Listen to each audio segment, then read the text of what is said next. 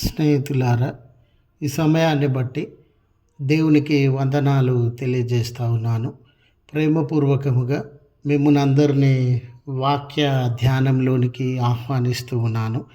ధర్మశాస్త్రమును నెరవేర్చాలనంటే అనే ఆలోచనను మీతో కూడా పంచుకోవడానికి ఇష్టపడుతూ ఉన్నాను. కనుక దేవుని యొక్క వాక్యమును మీరు ముగింపు వరకు ఆలకించాలని మీ కుటుంబ సభ్యులతోనూ తోటి విశ్వాసులతోనూ ఈ వీడియో షేర్ చేసుకోవాలని మీ ప్రార్థన మనవులను తెలియజేయండి. నమ్మకంగా మీ కొరకు ప్రార్థిస్తాము. ఈ వీడియో మీ ఆధ్యాత్మిక జీవితములకు ఉపయోగకరంగా ఉంది అని మీకు అనిపిస్తే దయచేసి ఈ ఛానల్ను సబ్స్క్రైబ్ చేసుకునవలసినదిగా మనవి చేస్తూ ఉన్నాను. లేఖనము రోమా పత్రిక 13వ అధ్యాయం 10వ వచనము, ప్రేమ పొరుగువానికి కీడు చేయదు గనుక ప్రేమ కలిగి ఉండుట ధర్మశాస్త్రమును నెరవేర్చుటయే.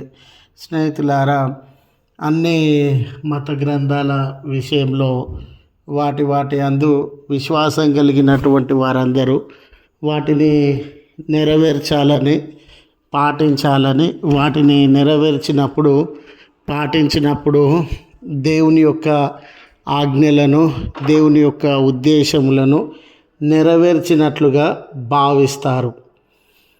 అయితే చాలామంది వాటిలో ఉన్న అక్షరాలు అనుసరించుచు భావాన్ని మర్చిపోయేటటువంటి వారుగా ఉంటారు. ఉదాహరణకి ఏ మత గ్రంథాల యొక్క ప్రధానమైన ఆలోచన, ఉద్దేశం ఏమై ఉన్నది అని అంటే మానవ సంక్షేమము. మరి మానవ సంక్షేమాన్ని మరచి మత గ్రంథాల విషయంలో వాటిని అక్షరార్థంగా అనుసరించుచు వాటి యొక్క భావాన్ని విస్మరించేటటువంటి వారుగా ఉన్నారు. యూదులు కూడా దేవుడు వారికి ధర్మశాస్త్రాన్ని అనుగ్రహించినాడని, ధర్మశాస్త్రంలోని విషయాలను పాటించడము వారి యొక్క బాధ్యత అని వారు భావించినటువంటి వారుగా ఉండినారు. అయితే అక్షరార్థంగా దాన్ని అనుసరించుచు వాళ్ళు యూదులు కానటువంటి వారిని, ఇతరులను, సర్వ జనాంగములను ప్రేమించడం కానీ, సర్వ జనాంగములకు ఏది మేలుకరమైనది, ఏది ప్రయోజనకరమైనది అనే ఆలోచనను కలిగి ఉండడం కానీ మానివేసి యూదులను మాత్రమే ప్రేమించాలి, యూదులను మాత్రమే క్షమించాలి, యూదులకు మాత్రమే సహాయము అందించాలి అనే ఆలోచన కలిగి ఉండినారు. ఈరోజు కూడా మానవులు లేక ఆయా విశ్వాసాలను, ధర్మశాస్త్రములను, గ్రంథాలను విశ్వసించేటటువంటి వారు దానికి బయట మిగతా ప్రజలను లేక సర్వ మానవాళి యొక్క ప్రయోజనం ఏమై ఉన్నది, సర్వ మానవాళి యొక్క సంక్షేమము ఏమై ఉన్నది అని విస్మరించేటటువంటి వారుగా ఉండినారు. ఇలాంటి కోణంలో అపోస్తుడైనటువంటి పౌలు ధర్మశాస్త్రం యొక్క ముఖ్య ఉద్దేశము మానవ సంక్షేమమని, మానవులందరి ఎడల ప్రేమ కలిగి జీవించినప్పుడు ధర్మశాస్త్రాన్ని నెరవేర్చినట్లు అవుతుంది. ప్రేమ కలిగి జీవించినప్పుడే ధర్మశాస్త్రాన్ని పాటించినట్లు అవుతుంది అనే సత్యాన్ని వారికి తెలియజేసినాడు.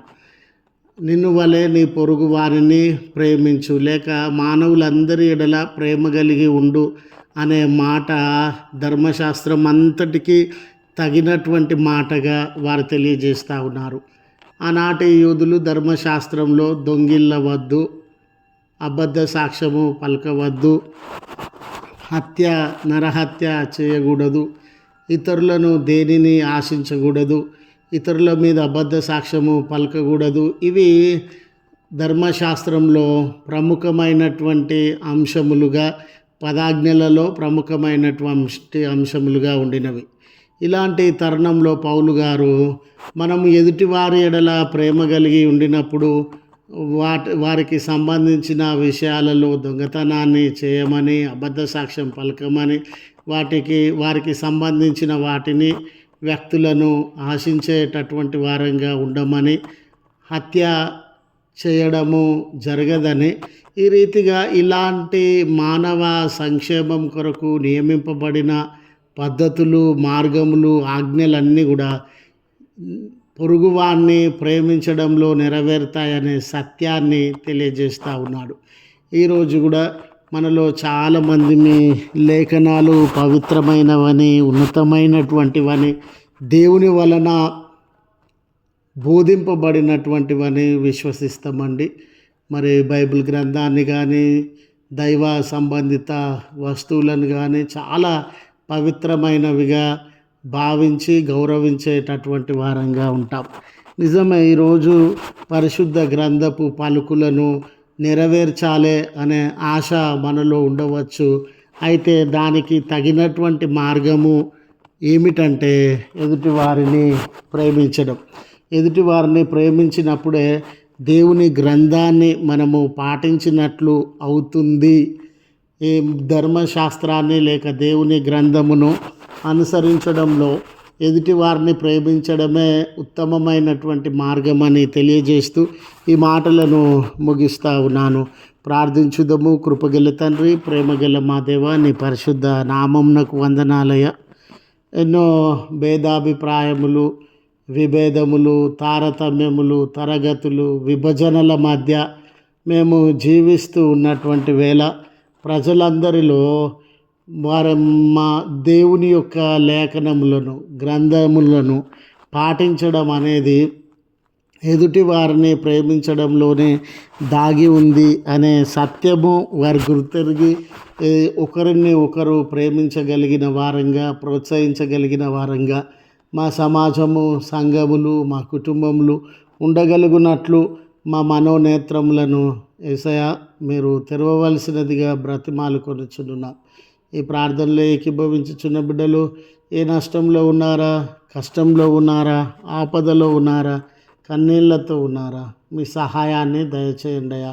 ఈరోజు బర్త్డేస్ అని, వెడ్డింగ్ యానివర్సరీస్ అని మీ కృప కొరకు నిరీక్షించుచున్న బిడ్డల వైపు మీ హస్తములను చాచి దీవెనలతో నింపుమని క్రీస్తు పేరట వేడుకొనుచు ఉన్నాము తండ్రి. ఆమెన్. తండ్రి, కుమార, పరిశుద్ధాత్మ త్రియేక దేవుని దీవెన మనకు తోడై ఉండి మనలను కాపాడునుగాక. ఆమెన్.